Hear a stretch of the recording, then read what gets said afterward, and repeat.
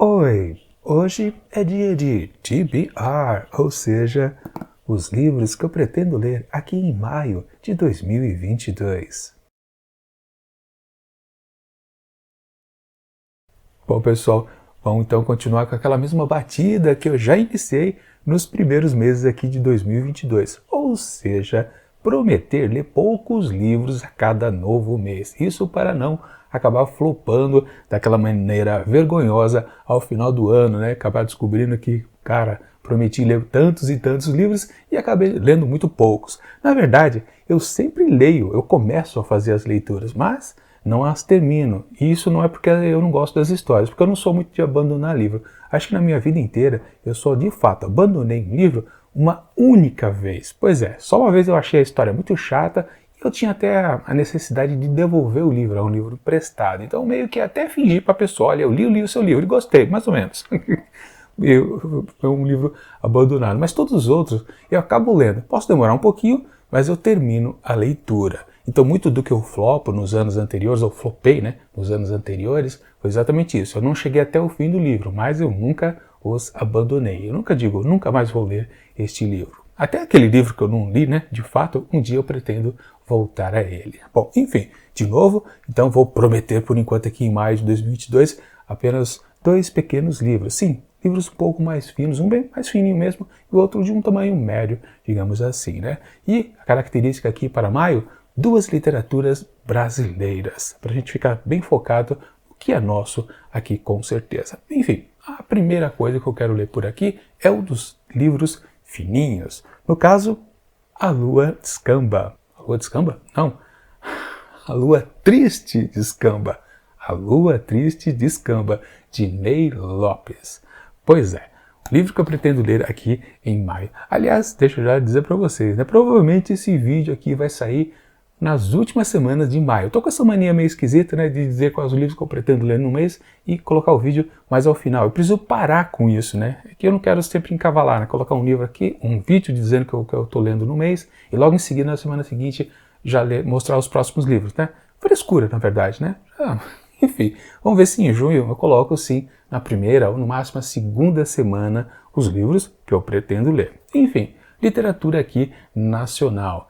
E é um título que eu sempre gostei, eu acho bastante sonoro, né? A Lua Triste Descamba. Embora não tenha lembrado agora, né? Enfim, mas eu acho até poético, né?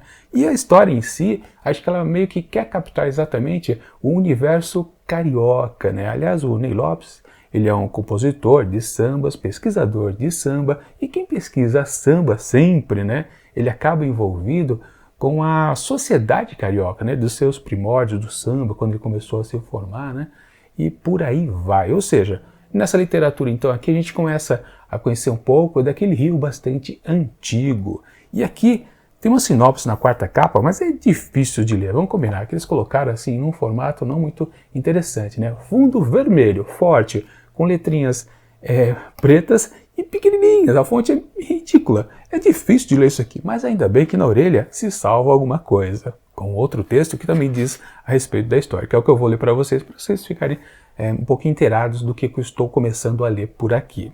A Lua Triste Descamba é o novo romance em que Ney Lopes se utiliza de um arcabouço ficcional para contar a seus leitores um pouco da história do Rio de Janeiro e da música brasileira. Em A Lua Triste Descamba, Ney Lopes conta um pouco da história da ocupação da zona suburbana do Rio, desde as antigas fazendas até os imigrantes do século XX. Permite ao leitor ver o povo da região, operários, costureiras, doceiras, auxiliares de enfermagem, sambistas, jogadores e agenciadores de jogos de azar. Claro que é o jogo do bicho, né? Ex-escravos, condutores de trens ou bondes, imigrantes modestos, pequenos comerciantes e por aí vai, né? E mostra como corre a sua vida entre conflitos pessoais, a luta pela subsistência, os jogos políticos e a guerra contra os preconceitos. O resultado é um romance agradável, com um tom predominantemente leve e satírico, mas que sabe mostrar as tragédias de seus protagonistas, que nada mais são do que as tragédias e comédias da vida real do povo brasileiro. É mais ou menos o que eu achava realmente que eu ia achar por aqui. E, bom, eu acho que eu vou me divertir com isso. Eu achei curioso que logo nas primeiras páginas aqui, tem um grande aviso dos editores. Aí você fica curioso, o que será que está apontado, né, no livro que necessariamente precisa ser bem especificado do que se trata por aqui. E é algo que eu realmente não entendi, porque o pessoal fez questão de deixar isso bem frisado. Olha só, talvez o leitor estranhe esse livro.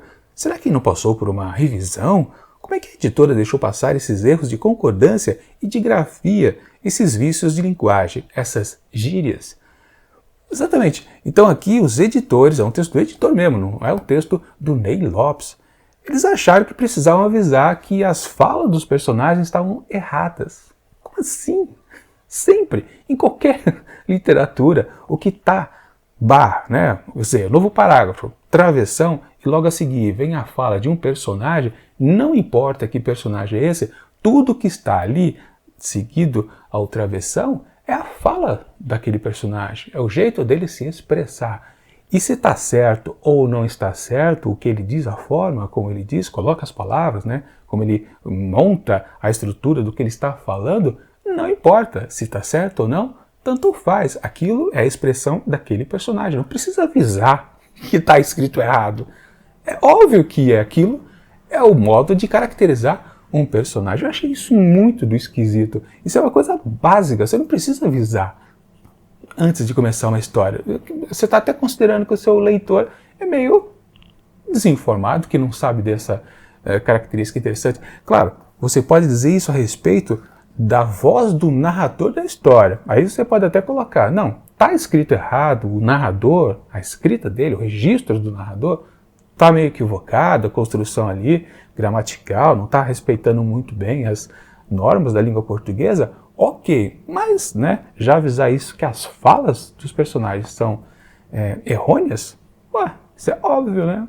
Mas enfim, ainda mais que uma história que pretende, né, ser um registro histórico daquele povo um pouco mais simples, né, lá do cotidiano carioca. Caramba, é óbvio que eles não vão falar com alguma coisa um pouco mais cheio de... eu ia dizer rififis, né, que é antigamente como se falava, né? Rififis é uma pessoa mais refinada, né? Não vai ter refinamento na linguagem. É uma linguagem cotidiana, uma linguagem completamente oral, que permite, obviamente, vários e vários erros de concordâncias, de gramática, qualquer coisa. Não precisa avisar antes de começar o texto. Realmente, eu achei uma coisa bem biruta da parte dos editores de avisar isso aqui dentro da história do Neil Lopes. Mas, enfim, não importa. O que vale é a história em si. E se esses personagens são simplórios, melhor ainda. Porque tem muito escritor, né, que faz o equívoco, né? Deixar as falas, elas ficam fora de contexto histórico, né? Ou fora de contexto social, né? Deixa o cara falando bonito, sendo que ele mora numa favela. Não tem cabimento, né? Se ele não, de onde ele tirou a sua erudição, por exemplo, né? Não. Se esses personagens aqui são simplórios, a fala deles também são cheios de erros. Não tem problema. Por que avisar? Enfim, com certeza eu vou me divertir aqui com essa história aqui dos primórdios ali, até do carnaval também carioca. Bom, agora antes de mostrar para vocês já o segundo e último livro que eu pretendo ler aqui em maio de 2022, deixa eu fazer o rápido jabazinho e não precisa pular o vídeo porque é super rápido. Claro, para os dois títulos que eu estou mostrando por aqui, eu vou deixar na descrição do vídeo links da Amazon, que foi justamente onde eu fiz a compra desses livros, para vocês poderem adquiri-los, caso gostem dessas histórias. Ou, na verdade, para vocês terem uma forma de ajudar o canal. Sim, o Montado de Livros pode ser ajudado desta maneira. Vocês entram na Amazon através desse link que eu deixo aqui dentro da descrição do vídeo e vocês podem comprar, na verdade, qualquer coisa. Não precisa comprar esses dois livros, você pode comprar qualquer literatura, o livro que você está desejando comprar há muito tempo, ou então qualquer outro objeto dentro da Amazon, porque qualquer coisa que vocês comprarem, se entrarem na Amazon através desses links, ficará apontado para a empresa que foi Montado de Livros que fez a indicação. Ou seja, nós recebemos a comissãozinha de vendedor. Sim, aquela merreca que em vez de ficar no bolso da Amazon, vai para o bolso aqui do canal. É uma forma simples de ajudar o canal, a melhor forma possível, que vocês não vão pagar mais por isso, o preço não fica aumentado se vocês entram na Amazon através desses links. Enfim, se vocês quiserem ajudar a gente já agradece de antemão. Mas Vamos então para o segundo título aqui da nossa literatura brasileira. E claro, agora vem um classicão, com certeza, porque se tem uma história um pouco mais contemporânea. Aliás, eu esqueci de dizer para vocês, mas apareceu aqui embaixo qual foi o ano de publicação ali do livro do Ney Lopes. Acho que foi 42 ou 72? Acho que é 1972, né? Acho que é por aí. Enfim, no 42 acho que vem agora. Bom, temos aqui um classicão do Monteiro Lobato, A Chave do Tamanho. Sim, mais uma historinha lá das aventuras do Sítio do Pica-Pau Amarelo. Sim, Narizinho, Pedrinho, Emília, Visconde Sabugosa, Dona Benta, Anastácia e tantos outros. Sempre na boa lavra do Monteiro Lobato, né? Que sempre foi um cara que, eu sempre digo, né? Os textos infantis do Monteiro Lobato não são necessariamente apenas para as crianças, muito pelo contrário, né? Eu já li alguns livros dele, da sua fase aqui para as crianças, que ele escreveu muita coisa, né? Claro, sempre se valendo da turma do Sítio do Pica-Pau Amarelo, e você percebe pelas entrelinhas do texto que ele está conversando mais com os adultos do que com as crianças de fato. Claro, as crianças se divertem, principalmente se os pais estiverem lendo para ela essas histórias, né? Enfim, A Chave do Tamanho, outra história aqui que provavelmente Emília deve estar aprontando das suas, né? Mas deixa eu dar uma sacada aqui na sinopse para ver se eu lembro, né? Porque eu já assisti lá nos anos 70, né? A versão do Sítio do Pica-Pau Amarelo na TV Globo, anterior àquela dos anos 2000, né? Enfim, tá aqui, ó. Dona Benta está desconsolada com os rumos da humanidade. Enquanto Pedrinho lê as notícias da guerra no jornal, a matriarca do Sítio do Pica-Pau Amarelo fica cada vez mais entristecida com os horrores que os homens promovem no mundo. É como eu comentei, né? É óbvio, né, que essa história aqui é voltada para os adultos, para entrar na cabeça deles, né? Não tanto quanto as crianças. Mas claro, né? As coisitas lá, as aventurescas, né? A parte aventuresca, né?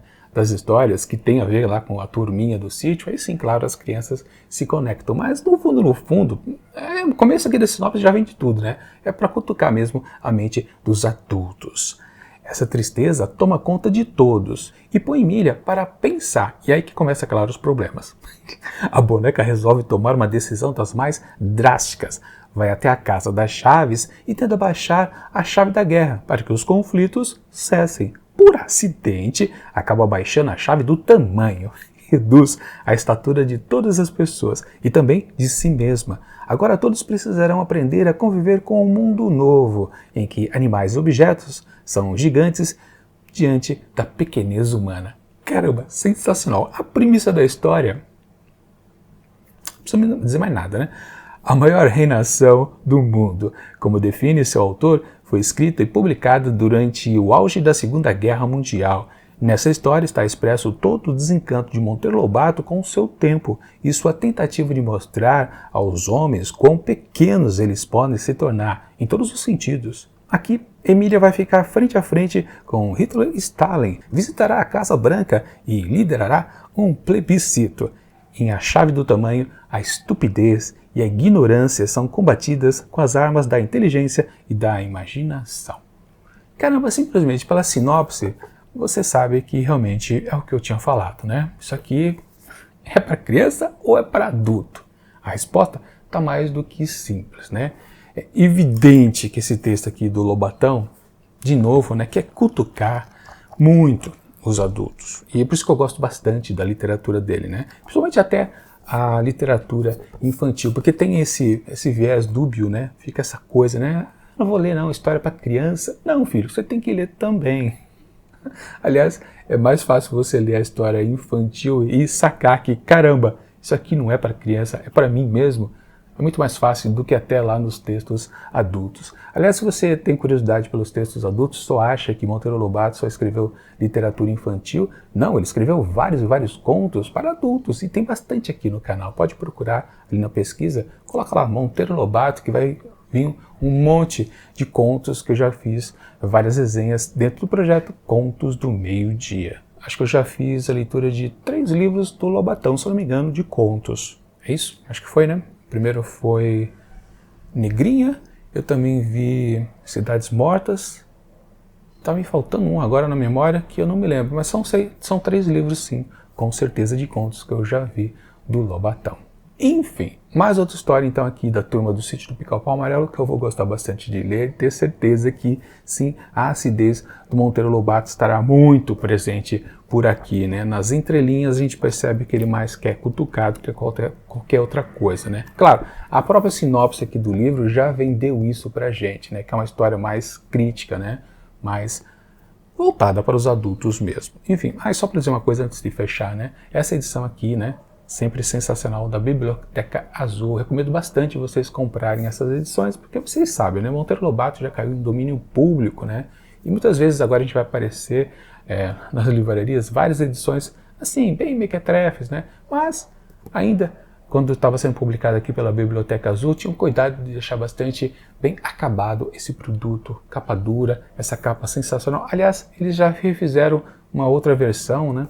E eu não gosto muito do novo visual das capas não, eu prefiro essas mais antigas. Olha só, muito bacana essa edição aqui, toda roxa, com esta lombada verde e por aí vai. Isso aqui acho que já é o sexto ou 7º livro que eu tenho das Aventuras do Sítio. Aliás, pena, né? Nem todos os livros referentes ao Sítio do Pica-Pau Amarelo estão publicados pela editora, pela Biblioteca Azul, né? Uma pena. Muitos ficaram de fora e pelo jeito eles não vão mais fazer nesse formato aqui, como eu comentei. Eles já modificaram, colocaram uma ilustração bem horrorosa, para falar a verdade, porque isso aqui são as ilustrações antigas. Outro detalhe também interessante desses livros aqui, né? Você encontra ilustrações lá da época de publicação desses livros, né? Com aqueles traços um pouco mais até simplista, né, dos desenhistas de antigamente, artistas brasileiros também, né, mas você vê que é um negócio um pouco mais voltado para a gente guardar a memória justamente de como foram publicados esses livros do Monteiro Lobato. Faço até pergunta para vocês gostam do Monteiro Lobato? Vocês gostam da literatura adulta dele? Sim ou não? Respondam aqui nos comentários do vídeo. E bom, aqui está o apanhado geral de tudo que eu pretendo ler aqui em maio de 2022, ou pelo menos começar como eu sempre digo, é melhor prometer que eu estou começando a ler no referido mês do que dizer que eu vou ler completamente aqui em maio.